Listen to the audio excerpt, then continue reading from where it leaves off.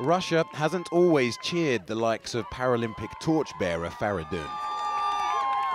Disabled people here used to be hidden away. When Moscow hosted the Olympics back in 1980, they said no to also staging the Paralympics. There was no point, they said. Why? Because, officially at least, there were no disabled people in the Soviet Union. It may not always look it, but post-communist Russia is a completely different country. There's new money and new disability equality laws. What, though, are the everyday tales of ordinary disabled Russians? Channel 4 News visited the young man dying from a muscle-wasting disease. Deaf and blind Ludmila, who's stranded in her Soviet apartment block. But also the blind swimmer, who goes for a dip whatever the weather. How does what they say compare to subtropical Sochi in the south, where the Paralympic torch shone so bright?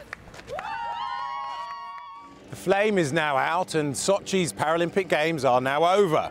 Like we did in the UK, Russia has been celebrating its Paralympians.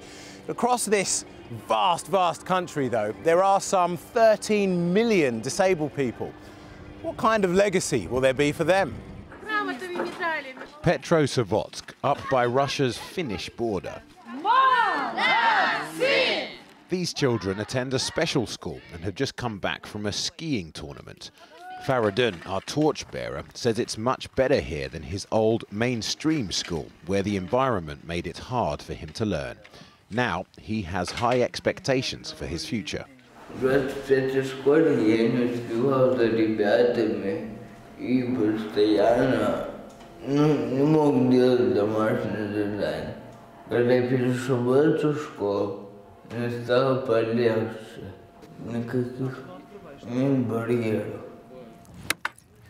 Russia has started to pick away at a national debate on disability. There are the success stories. Blind Nadezhda and her dog up in Russia's frozen north. That she cannot see matters not.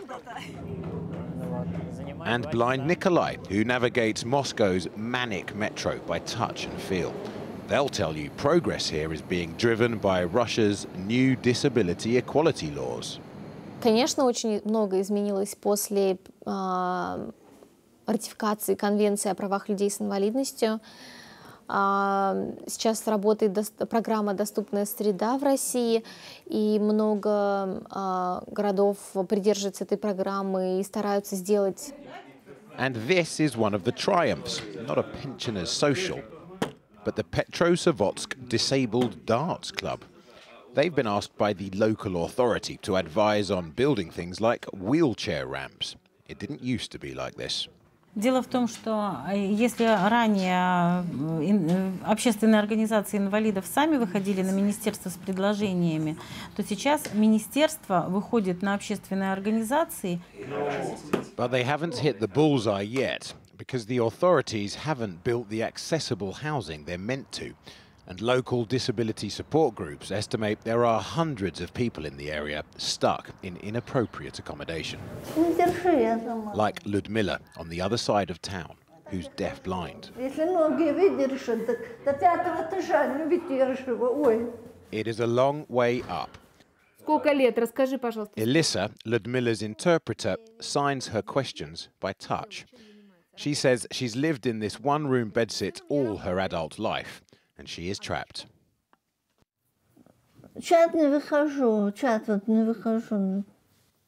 Ну а когда выходишь, сколько раз выходишь? Ну как? Вот была 2 раза в месяц. Выхожу вообще. It's a familiar tale across Russia's 83 federal provinces and republics. Precious little accessible housing. The darts club say often the reason's simple. It costs money. Строительные компании зачастую пытаются уйти от того, чтобы создавать доступную среду. Or is it about political will? Sochi. where no expense was spared to stage the Paralympic and Olympic Games. An estimated £30 billion on new accessible stadia, accommodation and transport links. Building new accessible infrastructure for a Paralympic Games is one thing, but rolling it out across a whole country, in effect implementing Russia's new disability equality laws, is of course so much harder. And the key, say campaigners, is almost always local politics. Конечно, огромную роль играет сам чиновник, сам мэр этого города. Если этот человек вообще не в теме, никогда не, он всегда будет закрыт для этих проблем.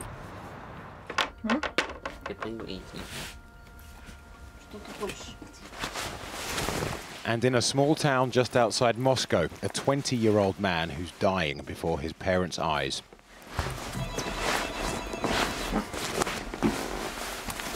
Kolya has muscular atrophy and says he's lucky his mum and stepdad never gave up on him. Папы не хотят заниматься с такими детьми. Without their round-the-clock care, Evgeny and Tatiana would have lost their son long ago. Family life has been this since shortly after Kolya was born. Потому что Коля не может перевернуться, он меня ночью будет, я его переворачиваю, закрываю, руку поправляю, ногу поправляю, где почесать почешу. Just getting out for fresh air is a Herculean task. Under the law, this family are entitled to ground floor housing. You can see why. Yet they had to take the council to court to prove it. This was 2 years ago. They're still in dispute with the authorities and still haven't moved. И дальше я жалуюсь, если выше, опять все спускается вниз. Да, как горка. Поднимаешься, поднимаешься, поднимаешься, а оно все равно вниз скатывается. What a contrast with the celebration of Sochi's Paralympic heroes. When this was still the Soviet Union in 1980, Moscow claimed Russians like this didn't exist. How perceptions have changed. This change of perceptions that can occur instantaneously when spectators watch sport and watch athletes, and they don't look at what doesn't work, they just go wow at what does. Is a change of perception enough, though, for you? I mean, would you Absolutely, be happy with because, that? Just perception?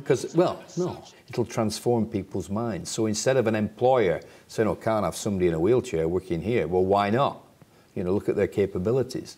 Roman Petushkov, the golden boy. And what of the practicalities? For Russia's Paralympians, it's straightforward. They swept the board. More medals than any other nation. While 13 million other disabled Russians march slowly on. Sochi has put right the Soviet denials of the past. Now, like their Paralympic athletes, it's time for Russia to deliver. Kami Enzerum, Channel 4 News, Russia.